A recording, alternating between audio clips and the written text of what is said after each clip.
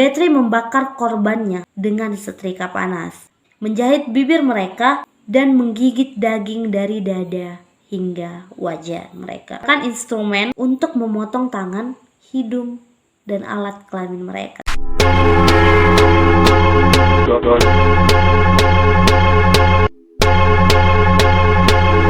Halo teman-teman, welcome back to my channel YouTube. Kembali lagi bersama aku Kevlo. Di video kali ini aku mau bahas sama kalian tentang seorang psikopat. Dia berasal dari keluarga bangsawan, bahkan juga dia berasal dari orang yang sangat berpengaruh di negaranya. Ya, kali ini kita akan bahas tentang Elizabeth Bathory. Siapa yang tidak kenal dengan sosok Elizabeth Bathory? Sepanjang sejarah dia sudah dicatat merupakan pembunuh berantai nomor 1 di dunia dengan korban yang sangat banyak. Elizabeth Bathory dikenal dengan nama Blood Goddess. Elizabeth Bathory adalah wanita bangsawan terkeji yang pernah tercatat sepanjang sejarah, yang melakukan pembunuhan berantai terhadap lebih dari 650 gadis perawan antara tahun 1585 sampai 1610. Kisah kekejaman Goddess ini menjadi sepenggal legenda menakutkan yang terus bergilir, menghantui dan tak terlupakan hingga melintasi zaman. Sejumlah pakar juga berspekulasi bahwa legenda Elizabeth Bathory merupakan bibit munculnya keberadaan kisah Dracula, penghisap darah, seperti yang diceritakan di dalam novel Dracula yang ditulis oleh Bram Stoker pada tahun 1897. Baik Vlad Dracula maupun Elizabeth Bathory adalah bangsawan terkenal dari Transylvania. Meskipun Vlad Dracula dikenal sebagai perwujudan tokoh vampir, tidak satupun kisah yang mengulas fenomena ia pernah menghisap darah orang atau berendam di dalam kubangan darah. Julukan Dracula atau vampir sebenarnya mungkin cocok diperuntukkan untuk Elizabeth Bathory. Asal-usul Elizabeth Bathory. Elizabeth Bathory lahir pada tanggal 7 Agustus 1560 sebagai putri cantik dari pasangan bangsawan terhormat Baron George ke-6 Bathory dan Baroness Anna Bathory. Baik George dan Anna, keduanya merupakan keturunan dari keluarga Bathory. Perkawinan sedara ini pada era abad ke-16 umum dilakukan untuk menjaga kemurnian darah kebangsawan. Dikala itu menjadi prioritas utama. Bathory sendiri merupakan keluarga bangsawan yang paling dihormati dan dimuliakan di Hungaria, Polandia, dan Transylvania. Bathory memegang tampuk kekuasaan di wilayah Eropa Tengah selama akhir abad pertengahan, khususnya di bidang kemiliteran, administratif, dan gerejawi kerajaan Hungaria. Wilayah mencapai Polandia dan Transylvania. Bathory mengandung makna pahlawan yang hebat, yang berarti greatest of soul. Stephen Bathory, yang notabene-nya merupakan paman daripada Elizabeth Bathory, yang merupakan adik bungsu ibunya sendiri. Pada tahun 1576, dinobatkan menjadi raja ketiga Polandia. Ia memerintah hanya dalam 1 dekade, meskipun dirinya dicatat menjadi salah satu raja hebat paling sukses dalam sejarah Polandia, terutama di bidang sejarah militer. Stephen Bathory berhasil mencetak prestasi gemilang berupa kemenangan dalam pertempuran melawan Rusia, di mana ia menolak ekspansi Rusia ke perbatasan menggelar yang sangat baik dan dinamakan Peace of Zapolsky. Alih-alih patut menjadi panutan rakyat, tidak semua keluarga Bathory berperilaku membanggakan dan berjasa untuk negara. Di balik nama besarnya, keluarga besar Bathory juga menyimpan sisi kegilaan yang cukup meresahkan. Salah satunya adalah paman Elizabeth Bathory adalah seorang penganut paganisme dan satanisme. Sementara itu, seorang sepupu Elizabeth Bathory juga memiliki kelainan jiwa dan memiliki hobi yang seperti kerap melakukan kejahatan seksual. Cacat karena perkawinan sedara. Tidak banyak informasi yang digali dari masa kecil Elizabeth Bathory. Namun tercatat bahwa terdapat sebuah peristiwa yang cukup mengerikan saat Elizabeth Bathory berumur 6 tahun. Elizabeth menyaksikan sendiri dengan mata kepalanya hukuman mati yang dijatuhkan terhadap seorang Gipsy yang berani menjual anak kandungnya sendiri kepada Turki. Yang kala itu negara diperhadapkan dengan persoalan genting bahwa Hungaria dan Turki terlibat peperangan panjang. Alhasil, sang Gipsy didakwa sebagai pengkhianat negara. Tubuhnya diarak ke alun-alun dengan kedua kaki dan tangannya terikat pada 4 ekor kuda. Elizabeth kecil menyaksikan tontonan sadis di mana tubuh seorang Gipsy terurai berceceran hingga mengering di bawah matahari.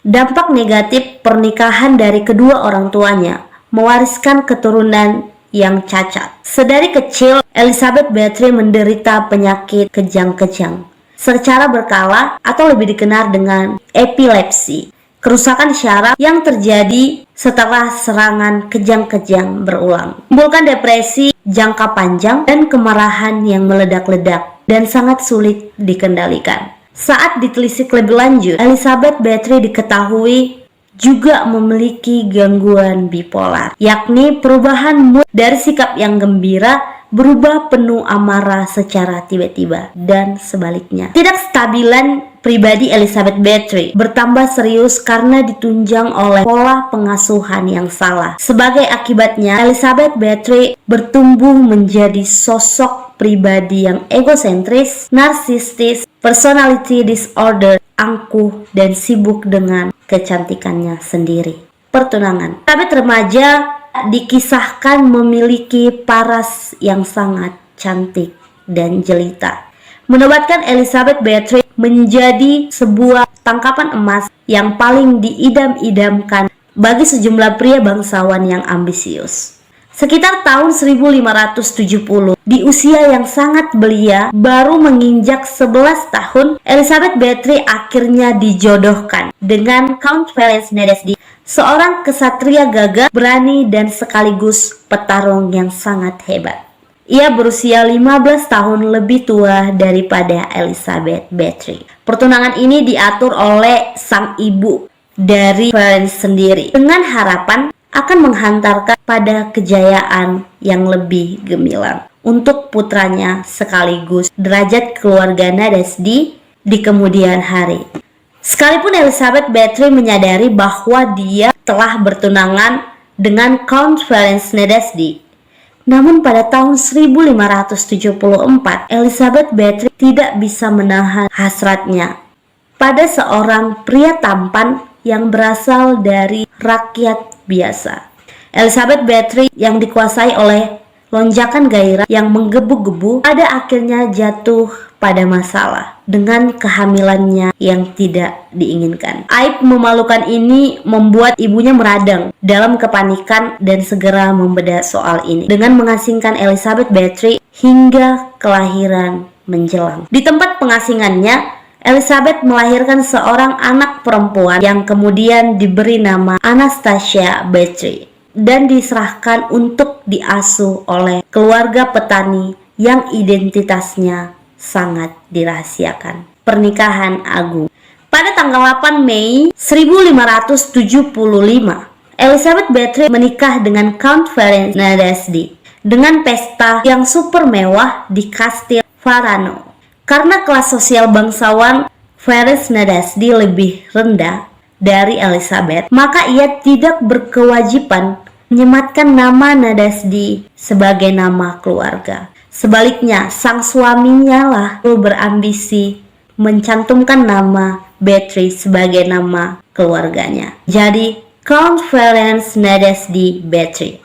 Iya ya, kalau di dalam keluarga Batak, kita mengikuti keluarga dari marga sang ayah. Mungkin marga mereka ada marga Nadezhdy Bathory.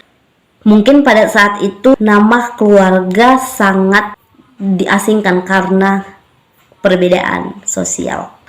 Tapi kalau di Batak sendiri, apapun yang menjadi perbedaan sosial, nama ataupun keluarga ataupun marga dari seorang laki-laki itu tidak bisa digantikan. Itu bedanya. Tapi hampir sama ya yang menganut kerajaan-kerajaan. Dari strategi inilah Ferenc Nadezhdy Bathory mendongkrak popularitasnya dan mensejajarkan diri dengan keluarga Bathory. Berkat pernikahannya dengan Elizabeth, Bathory menghantar Ferenc Nadezhdi menjadi salah satu bangsawan terkaya dan paling berkuasa di Hungaria. Ferenc Nadezhdi Bathory tidak begitu mengenyam pendidikan karena keluarga Nadezhdi sendiri beropini bahwa bangsawan lebih terhormat jika meraih ketenaran dengan mencetak prestasi di medan perang, membaca dan menulis sebagai aktivitas seorang pendeta dan kaum wanita. Tidak seperti istrinya yang piawai, menulis sastra dan fasih berbahasa Hungaria, Yunani, Jerman, dan Latin.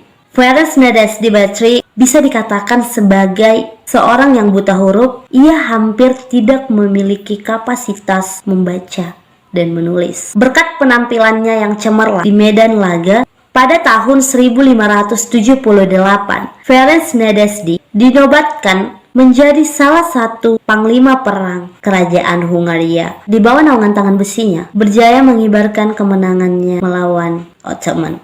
Ferenc Nadezhdi berhasil merebut kastil yang pernah dikuasai oleh Turki. Di balik terkenalnya dalam dunia kemiliteran yang mengharumkan negara, Ferenc Nadezhdi dikenal dengan keberanian sekaligus kekejamannya yang ekstrim dan brutal.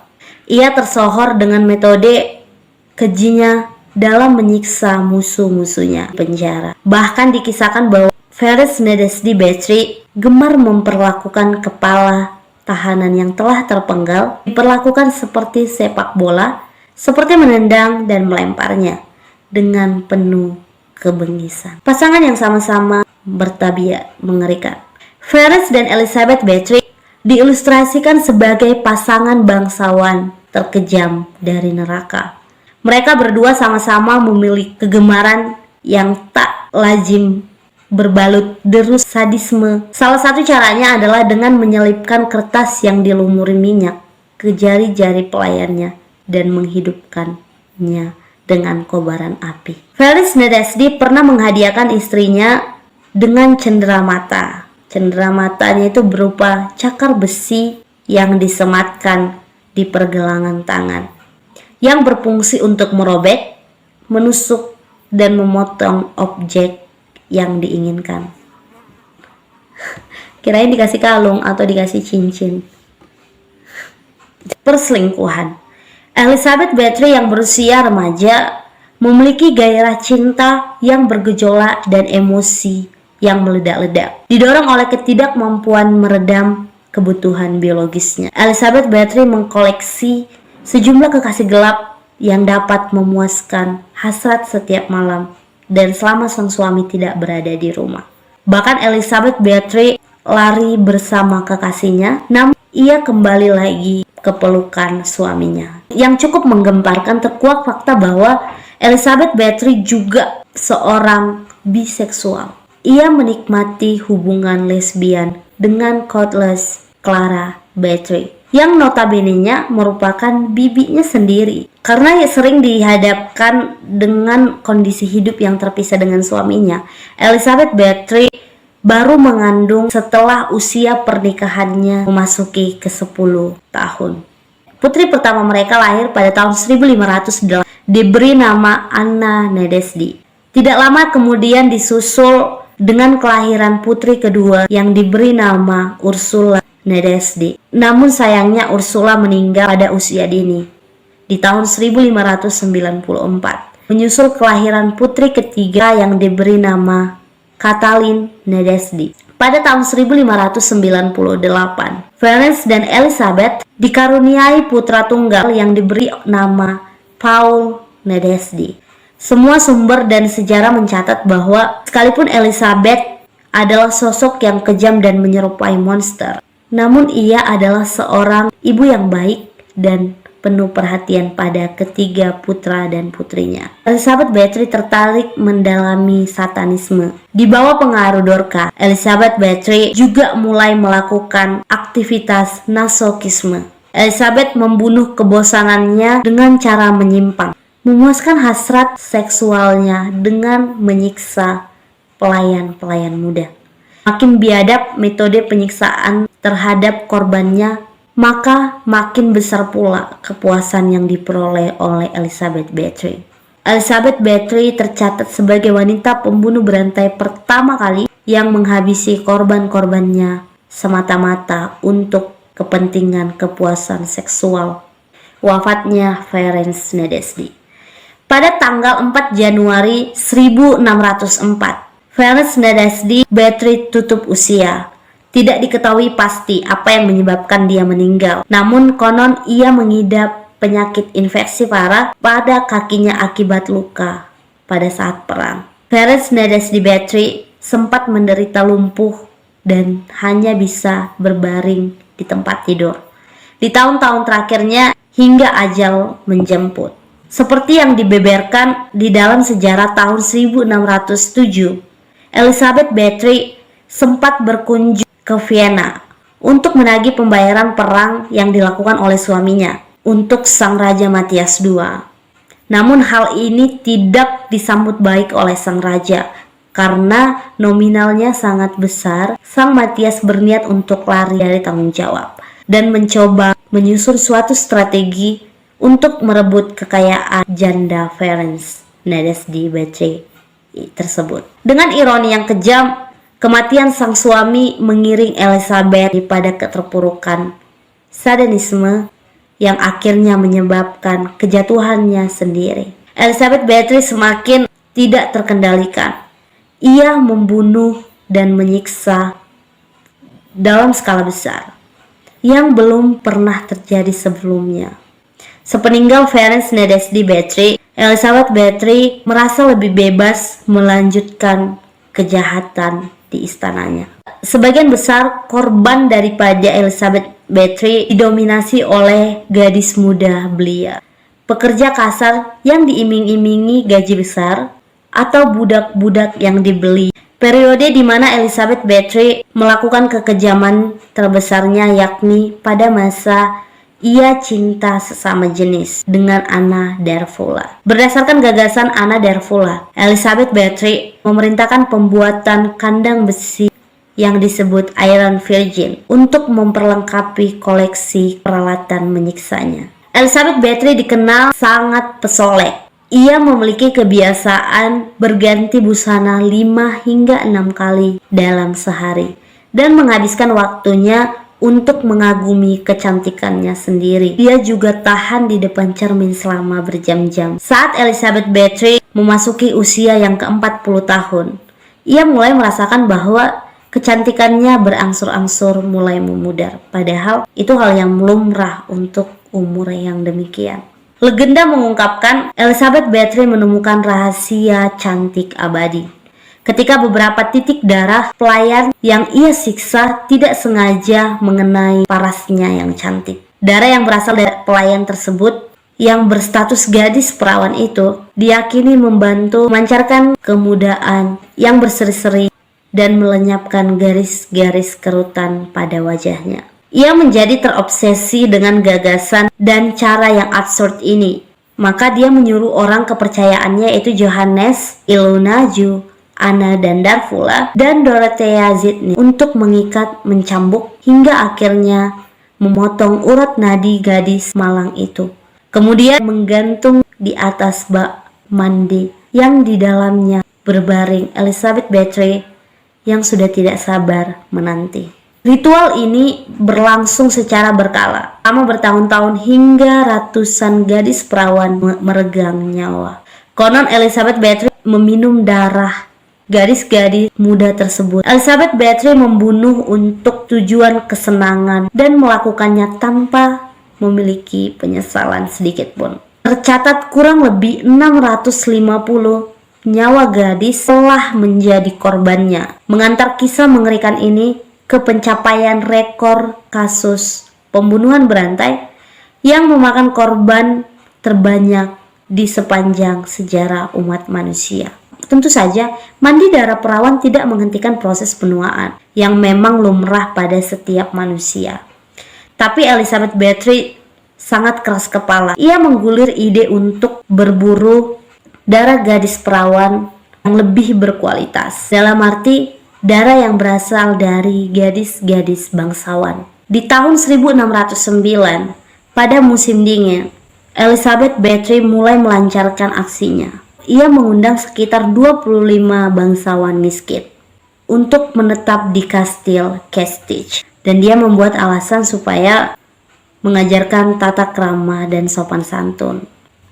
Dia kayak ya dikenal baik padahal. Namun keputusannya tersebut rupanya menjadi bumerang bagi dirinya sendiri. Lenyapnya gadis-gadis bangsawan ini menjadi bumerang bagi dirinya sendiri, kalangan masyarakat, dan menyita perhatian orang-orang berpengaruh termasuk Raja Matthias yang menyimpan dendam kepadanya. Nama Elizabeth Bathory mencuat menjadi buah bibir. Aksi Elizabeth Bathory. Menurut laporan dan saksi mata, kisah yang diceritakan setelah sekian lama itu, Bathory membakar korbannya dengan setrika panas, bahkan menyiksa mereka sampai mati dengan tongkat. Jarum yang bersangkut di jari jemari mereka, menuangkan air es ke tubuh mereka hingga mereka mati kedinginan.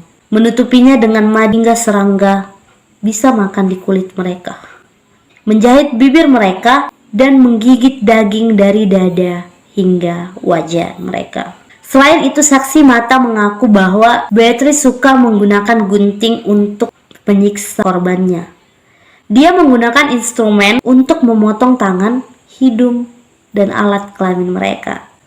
Salah satu hiburan favoritnya adalah, kata saksi mata, Bathory menggunakan gunting untuk mengiris kulit di antara jari-jari korbannya.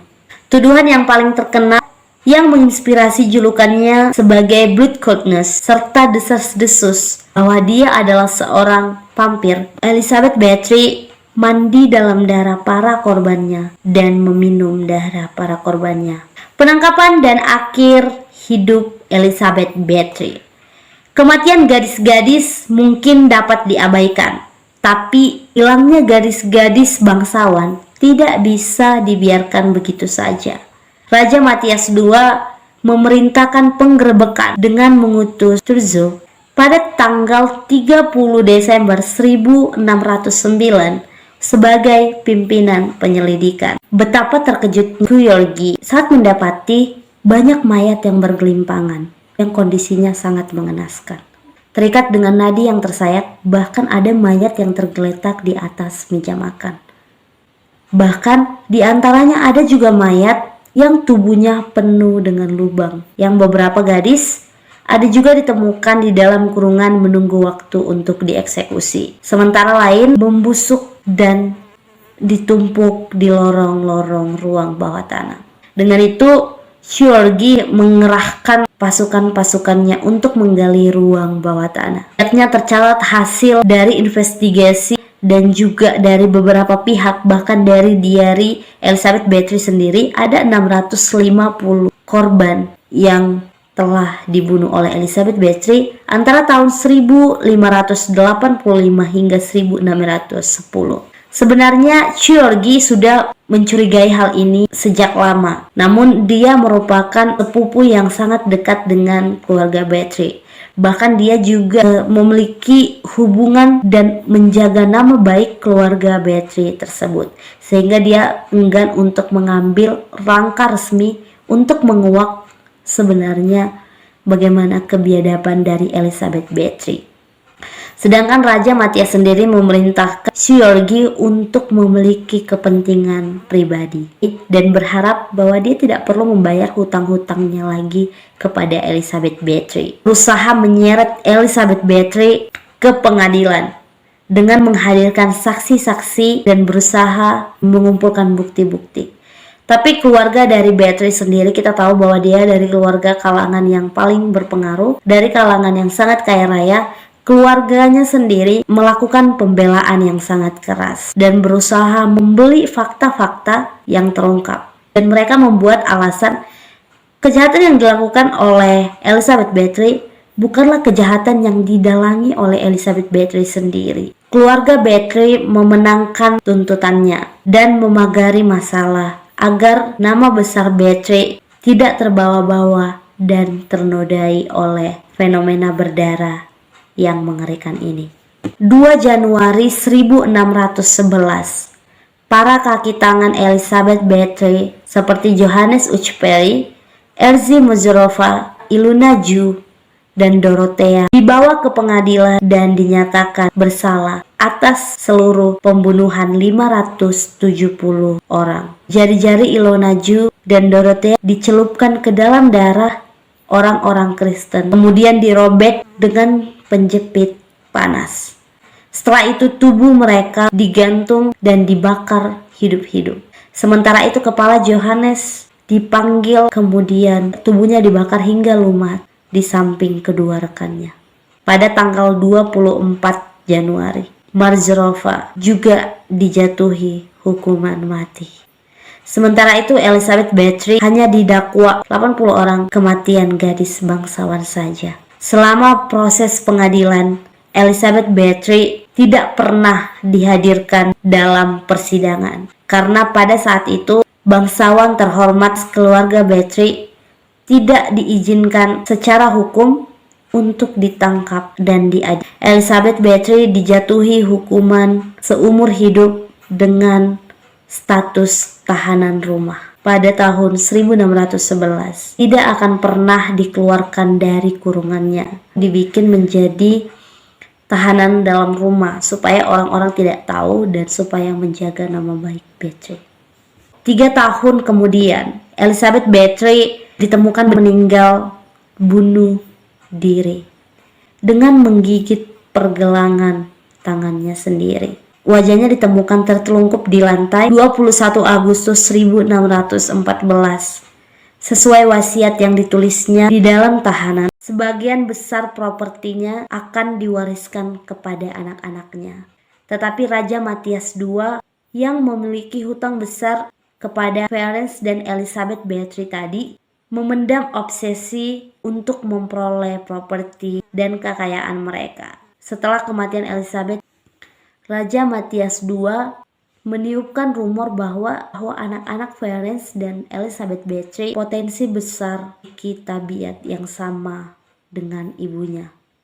Akhirnya semua properti mewah milik keluarga ini disita dan diakumulasi menjadi milik kerajaan Hungaria. Keturunan Clarence dan Elizabeth diusir dari Hungaria, terpaksa hijrah ke Polandia untuk mengamankan diri. Inilah akhir kisah kejayaan keluarga Bathory Nasdesdi di Hungaria. Jenazah Elizabeth Bathory kemudian diserahkan ke keluarganya di Kastil Eschat pada tahun 1617. Karena makam itu menimbulkan keresahan masyarakat. Anehnya, pada bulan November 1619 saat kuburan yang diduga adalah tempat peristirahatan Elizabeth Bathory dibongkar dan digali, tidak ditemukan mayat dan tulang belulang sama sekali. Di waktu yang hampir bersamaan dikabarkan sejumlah gadis muda tewas kehabisan darah. Apakah Elizabeth Bathory hidup kembali? Mungkin ini aja yang kita bahas hari ini. Bagi kalian yang ingin bahas apa selanjutnya, kalian boleh komen di bawah. Terima kasih sudah menyaksikan video ini. Jangan lupa like, komen, dan subscribe supaya kalian bisa update terus tentang video-video terbaru aku. Thank you, happy watching.